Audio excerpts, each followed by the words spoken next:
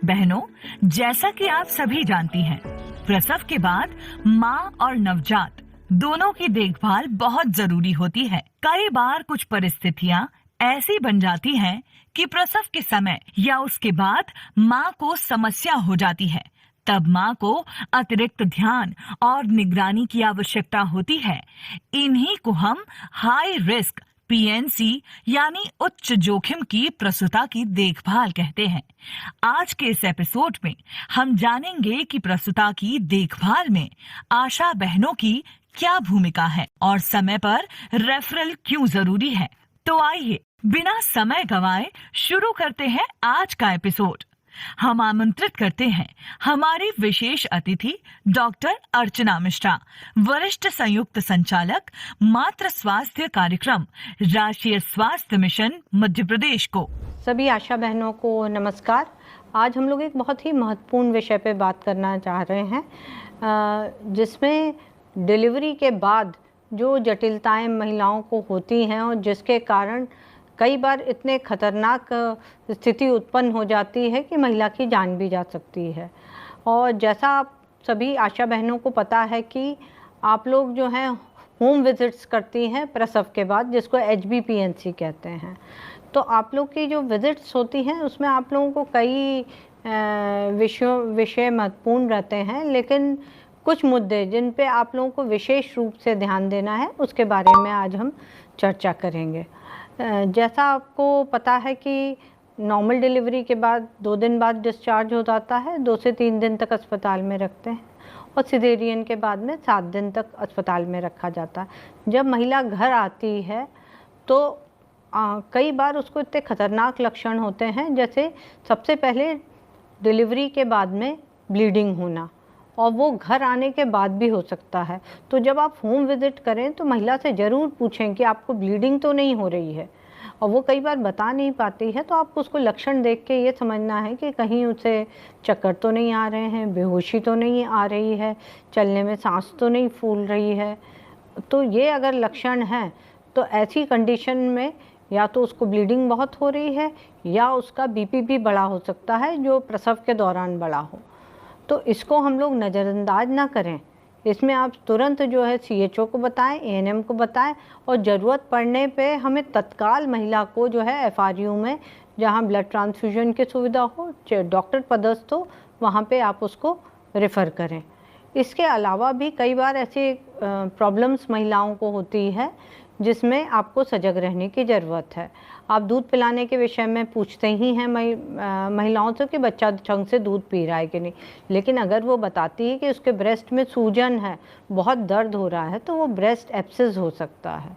ठीक है, तो ब्रेस्ट एब्सेस जो है उसको भी लाइटली नहीं लेना है। ब्रेस्ट एब्सेस के लिए भी हमको CHO ANM को बताना है, क्योंकि कई बार वो ब्रेस्ट का फोड़ा होता है और उसमें हमको एंटीबायोटिक देने की ज़रूरत रहती है। इसके अलावा पेशाब में जलन, पेशाब का ना उतरना, क्योंकि टाँके लगते हैं कई बार डिलीवरी के वक्त, तो दर्द के मारे पेशाब नहीं उतरती है या फिर उसको संक्रमण हो सकता है, इन्फेक्शन हो सकता है, ऐसे में एंटीबायोटिक की आवश्यकता होती है। और नीचे साफ़ सफाई का भी बहुत ध्यान देना की आवश्यकता रहती है कि हम साफ़ सफाई जो है प्रॉपरली करें। अगर महिला को टाँके आते हैं तो टाँकों को भी साफ़ सुथरा रखना जो है ज़रूरी है। जब भी शौच जाए तो अच्छे से जो है गर्म पानी से टाँकों को जो है धो लिया जाए। और अगर बदबूदार पानी आ रहा है और एकदम रक्तस्राव काला काला सा या पीला सा हो रहा है और दुर्गंध आ रही है, तो ये भी एक संक्रमण का लक्षण है। ऐसी स्थिति में भी हमको जो है ANM CHO को बताना है, क्योंकि उसमें भी एंटीबायोटिक स्टार्ट होती है और चिकित्सीय सलाह की बात की जाती है। और जो HBPNC है, इसमें जो विजिट्स हैं संस्थागत प्रसव के बाद, तो वो 3रे दिन पे है, 7वें दिन पे है, 21वें दिन पे है और 42 डेज़ पे है, मतलब 1.25 महीने पे। लेकिन अगर बच्चा कमज़ोर होता है तो एडिशनल विजिट्स भी आप लोग करती हैं। तो जब भी आप घर पे मिलने जाएं, बच्चे को भी देखने जाएं, बच्चा अगर कमज़ोर है, बीमार है, दूध नहीं पी रहा है, तो साथ ही माँ को भी देखें। इसके अलावा आपको हमेशा एक चीज़ ज़रूर पूछनी है कि आयरन कैल्शियम खा रही है कि नहीं। प्रसव के 6 माह के बाद आयरन कैल्शियम की गोली खानी है, और जब भी बच्चे को टीका लगवाने जाएं तो वो आयरन कैल्शियम की गोली आप एएनएम से महिला को दिलवाएं। आप खुद भी डिपो होल्डर हैं, आप खुद भी दे सकती हैं, और ये इंश्योर करें कि 6 महीने तक महिला जो है आयरन और कैल्शियम की गोली खाए। इसमें एक बात आपको और बता दें कि अगर कोई कॉम्प्लिकेशन होता है प्रसव के बाद में तो 250 रुपये का इंसेंटिव भी है जिसका प्रावधान किया गया है, जो आशा बहनों के ही लिए है।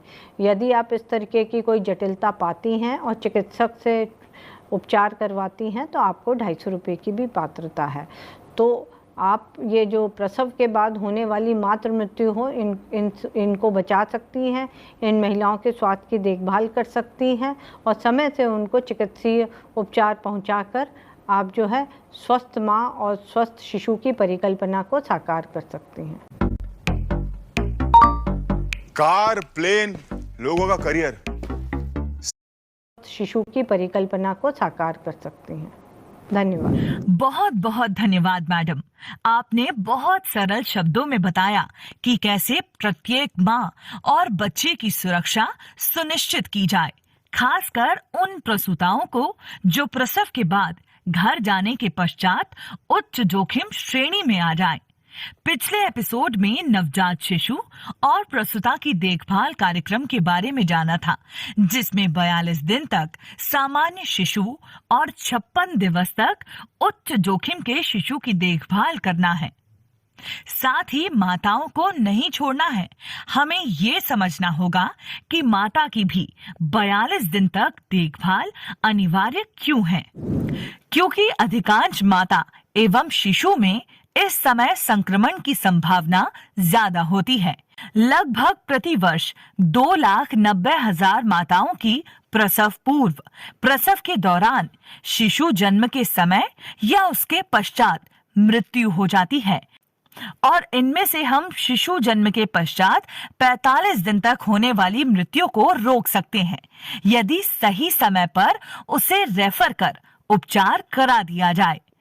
जब आप शिशु की देखभाल के लिए HbA1c फॉर्मेट भरती हैं, तब आपको माताओं की जानकारी जरूर से प्राप्त करना है, जिससे उनमें उच्च जोखिम के लक्षणों का चिन्हांकन किया जा सके। उच्च जोखिम की प्रसूता में यदि ये चिन्ह आपको दिखते हैं तो उन्हें आपको रेफर करना है।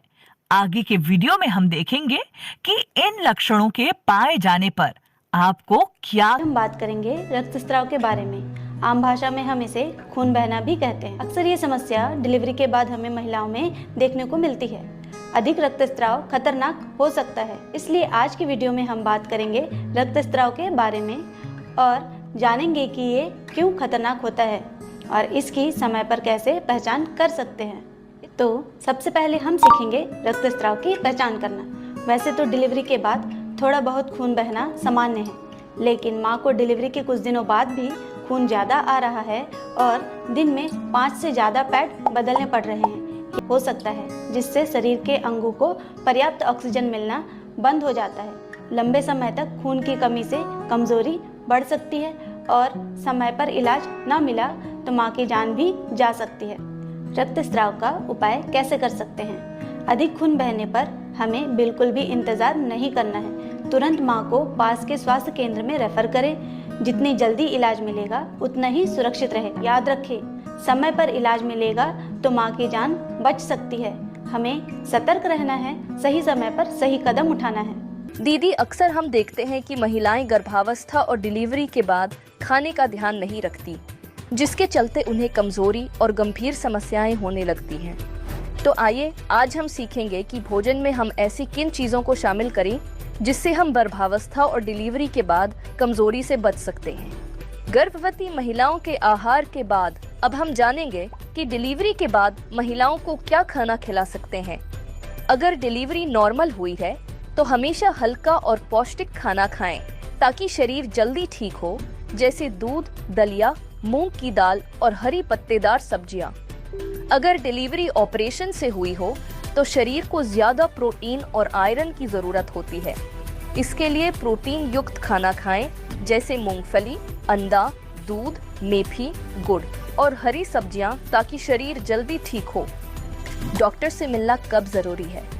अगर किसी गर्भवती महिला को बहुत ज्यादा कमजोरी लगे, चक्कर आए, बहुत ज्यादा उल्टी हो या खून की कमी लगे तो तुरंत डॉक्टर से मिलें। याद रखिए दीदी, गर्भावस्था और डिलीवरी के बाद अच्छा खाना खाना बहुत जरूरी है।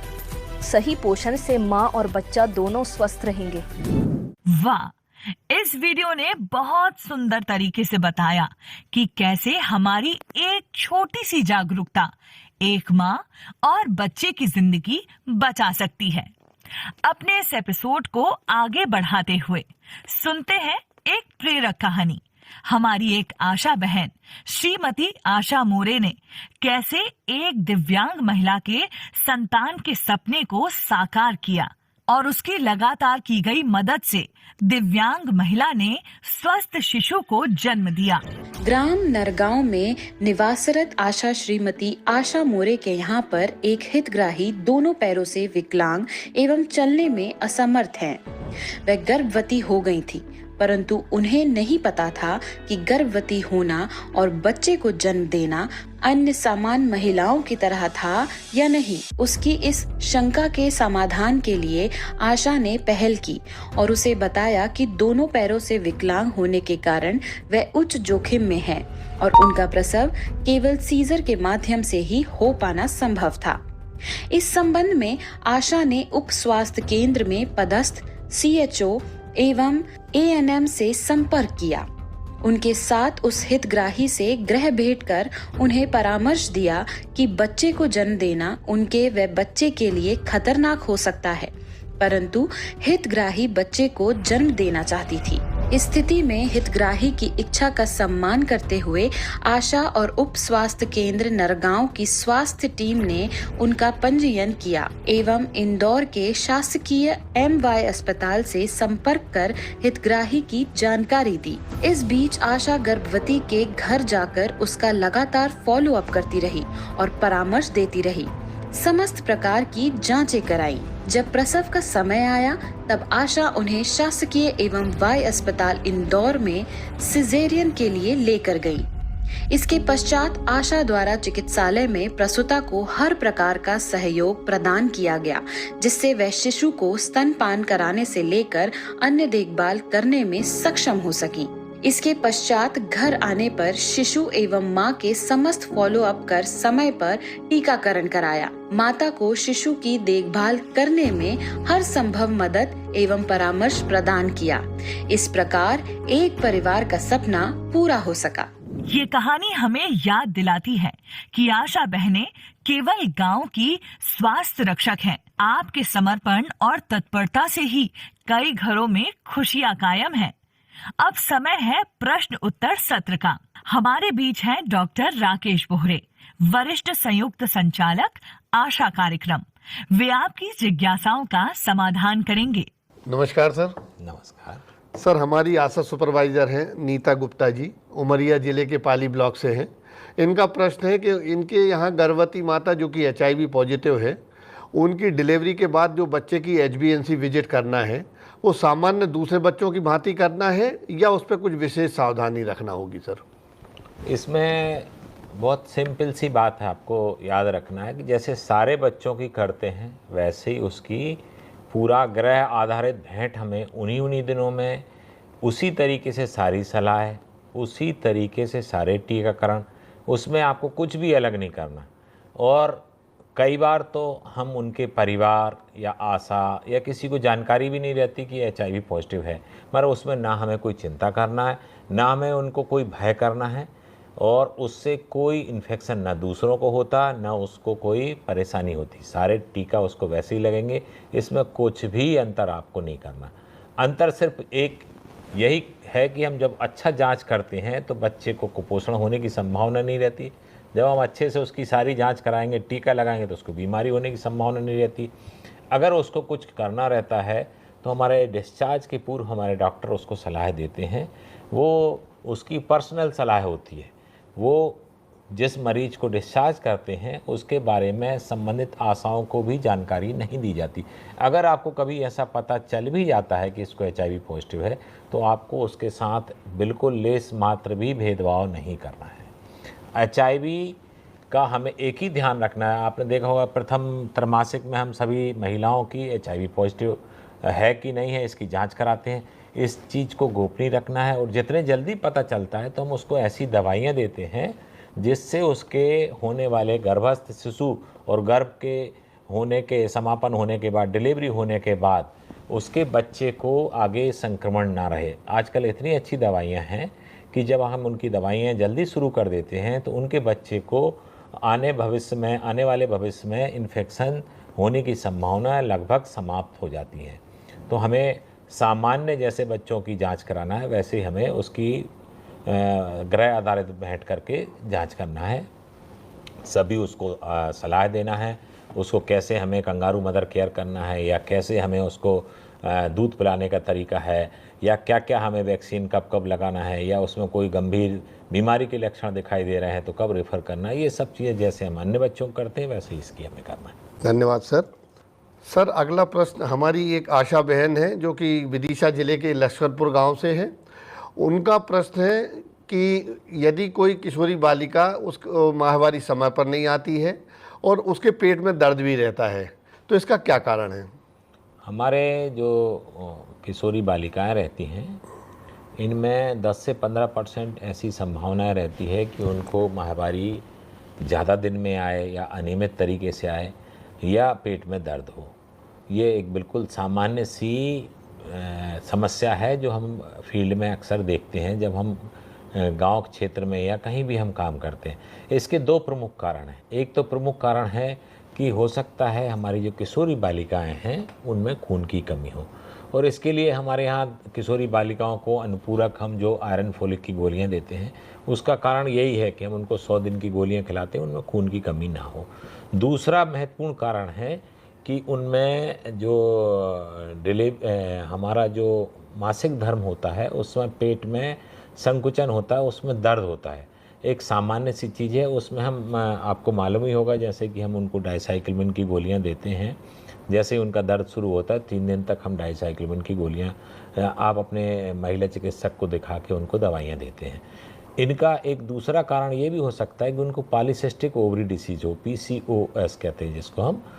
तो पॉलीसिस्टिक ओवरी डिसीज़ सिंड्रोम जो होता है उसमें हमारी ओवरी में छोटे छोटे सिस्ट रहते हैं जिनका भी उपचार हमारी महिला चिकित्सक देती हैं। तो हमें तो सिंपल अगर उनको दर्द होता है तो उनको देख लें कि खून की कमी तो नहीं है। अगर दर्द होता है तो दर्दनाशक जो पेट में माहवारी के समय दिया जाता है वो गोली हमारी आसानी से सभी प्राथमिक स्वास्थ्य केंद्र में आपके ANM बहन के पास, हमारे CHO के पास, सभी के पास उपलब्ध है। आप उनको दे सकते हैं। एडवांस डोज भी दे सकते हैं जिनके हमें मालूम है कि हर बार इनको दर्द होता है तो दर्द होने पर ये गोली लें। कुछ खाने के बाद खाली पेट गोली ना लें, साथ में उनकी अन्य जांच भी करा लें। और हमें अगर भविष्य में एक अच्छी स्वस्थ हमारे जैसे हमने अभी स्वस्थ नारी सशक्त परिवार अभियान चलाया था, हमें अगर स्वस्थ परिवार को रखना है तो नारी स्वस्थ होनी चाहिए। नारी स्वस्थ जब रहेगी जब किशोरी बालिका, जब उसके परिवार की शुरुआत अभी नहीं हुई है, जब से ही हम उसकी नींव को सुदृढ़ करें, मतलब उसको हम स्वस्थ रखें। इसके लिए हमारा सबसे महत्वपूर्ण चीज़ है कि उसका आधार स्तंभ हमारा खून की कमी बिल्कुल नहीं होना चाहिए। एनीमिया नहीं रहेगा, शरीर मजबूत होगा तो आने वाला उसका भविष्य बहुत अच्छा होने वाला है। उससे हमारा जो माहवारी की इरेगुलरिटी है ये भी समाप्त हो जाएगी। और भी अन्य कारण हो सकते हैं, मैंने अभी 2 कारण बताए, पहला खून की कमी, दूसरा बताया पॉलीसिस्टिक ओवरी सिंड्रोम। तो इन दोनों के अलावा कुछ हार्मोनल कारण दूसरे भी हो सकते हैं। इसके लिए अगर इसके बाद भी उसको दिक्कत होती है तो महिला चिकित्सक से हम उसको जाके जांच करवा लें। आप उसको रेफ़र करें, महिला डॉक्टर को दिखा लें। अगर तत्काल नहीं दिखा पा रहे हैं तत्काल गोलियां खिलाएं, फिर उसके बाद उसको डॉक्टर्स को दिखा लें।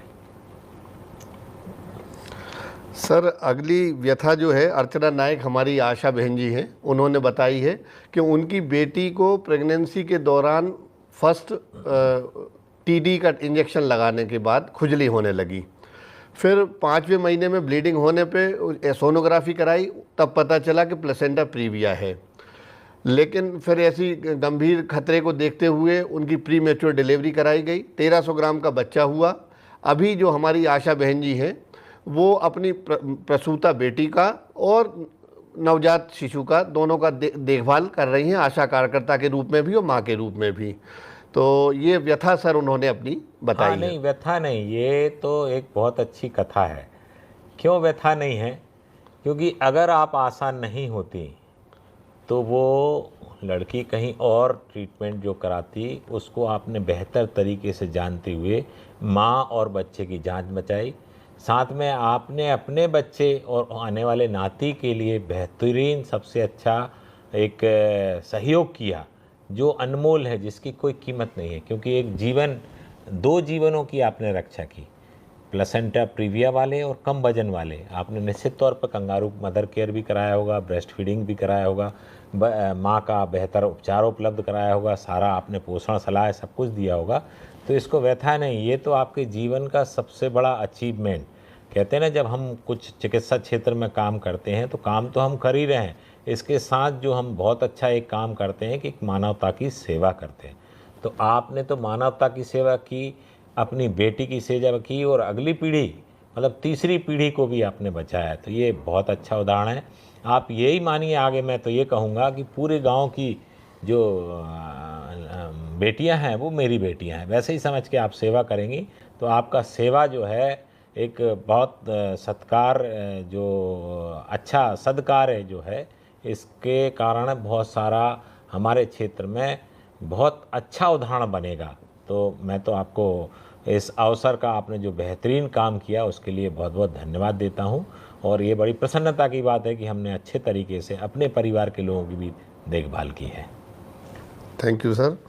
सर, ग्वालियर लश्कर वार्ड क्रमांक 51 से हमारी आशा बहन है संगीत कुशवाहा। उनका प्रश्न है कि क्या गर्भावस्था के दौरान दूसरे महीने में टीटी का इंजेक्शन लगवाने से गर्भपात हो सकता है?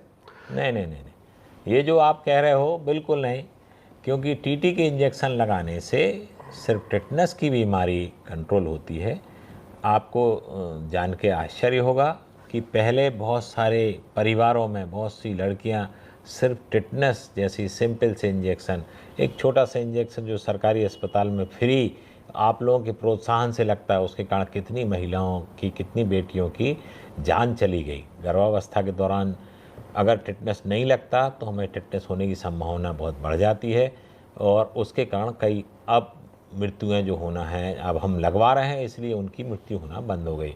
तो ये बिल्कुल ये मत सोचिए कि हमारा टेटनस के इंजेक्शन का पहला डोज देने से किसी का गर्भपात अगर टेटनस नहीं देते तो भी जिन कारणों से होना था होगा, अगर लगाते हैं तब भी जिन कारण से होना होगा। टेटनस लगाने से ये होगा कि उस इंजेक्शन के लगने के बाद वो टेटनस बीमारी से संरक्षित हो जाएगी। टेटनस या जिसको धनुष टंकार बीमारी हम कहते हैं, धनुष टंकार भी इसलिए कहते हैं कि वो एकदम अकड़ जाता है, आदमी धनुष के आकार का हो जाता है। तो ऐसी जो बीमारी है उसके होने की संभावना हमने गर्भवती महिला में कम कर दी है, मगर इसका गर्भपात से कोई संबंध नहीं है। सर, हर्रई ब्लॉक जिला छिंदवाड़ा से हमारी आशा पर्यवेक्षक बहन संगीता साहू ने प्रश्न पूछा है कि किसी महिला को सिकल सेल में थैलीसीमिया माइनर आ रहा है, तो ऐसी स्थिति में क्या आयरन टैबलेट उनको देना चाहिए या नहीं देना चाहिए? हमारा थैलेसीमिया माइनर जो रहता है उसमें चूँकि ब्लड नहीं चढ़ाया जाता, उसको ब्लड की बोतल नहीं लगाई जाती, इसलिए उसमें लोहे तत्व की प्रचुरता नहीं रहती। सिंपल सी बात है, अगर लोहे तत्व की प्रचुरता नहीं है शरीर में तो आयरन फोलिक की हमें गोलियां खिलाना है। तो थैलेसीमिया माइनर में हमें कुछ भी भेद नहीं करना है, जैसे अन्न को देते हैं वैसे ही आयरन फोलिक इसमें देना है, इसमें कुछ भी अंतर नहीं करना। और बड़ा अच्छा लगा आज सब हम लोगों ने डिफरेंट, बिल्कुल अलग अलग टाइप के सवाल आपने पूछे। मैं तो अभी आपसे यही कहूँगा कि जिन आशा बहनों ने अभी तक आशा संवाद के कुछ चैनल या कुछ एपिसोड नहीं देखे हैं वो भी देखें। आपके कुछ जो भी नए सवाल आपके दिमाग में आते हैं, जो आपको कार्य के दौरान मेडिकल स्वास्थ्य संबंधित जानकारियाँ की आवश्यकता होती, निसंकोच आप पूछिए। हम कोशिश करेंगे आपके सवालों का हम जो हमारे राष्ट्रीय स्वास्थ्य मिशन के बेहतर से बेहतर आपको जो समाधान मिलेगा वो हम अवश्य उपलब्ध कराएंगे। बहुत बहुत धन्यवाद सभी। धन्यवाद सर। धन्यवाद सर। अपेक्षा है कि हमारे आशा बहनों को उनके द्वारा पूछे गए प्रश्नों के उत्तर मिल गए होंगे। आप इसी प्रकार आगामी एपिसोड में भी इसी प्रकार के प्रश्न पूछें जिससे उनका समाधान किया जा सके। तो साथियों, आज के एपिसोड से हमने जाना कि उच्च जोखिम वाली प्रसवोत्तर माताओं की पहचान समय पर करना जरूरी है। प्रसव के बाद के 48 घंटे प्रसूता और शिशु के लिए सबसे संवेदनशील होते हैं। उनको इस अवधि में चिकित्सालय में रहना आवश्यक है। इसके पश्चात 42 दिन तक प्रसूता की सघन देखभाल आवश्यक है। इसमें आपको अतिरिक्त कुछ नहीं करना है, सिर्फ शिशु के साथ माता की भी जानकारी प्राप्त करना है और परामर्श प्रदान करना है। समय पर रेफरल करें और हर माँ बच्चे की सुरक्षा सुनिश्चित करें। इसी संदेश के साथ आज का आशा संवाद यहीं समाप्त करते हैं। अगले एपिसोड में फिर मिलेंगे एक नए विषय और नई सीख के साथ। कृपया YouTube चैनल को सब्सक्राइब करें, जिससे संवाद की प्रक्रिया से सरलता से जुड़े रह सकें। धन्यवाद। नमस्कार।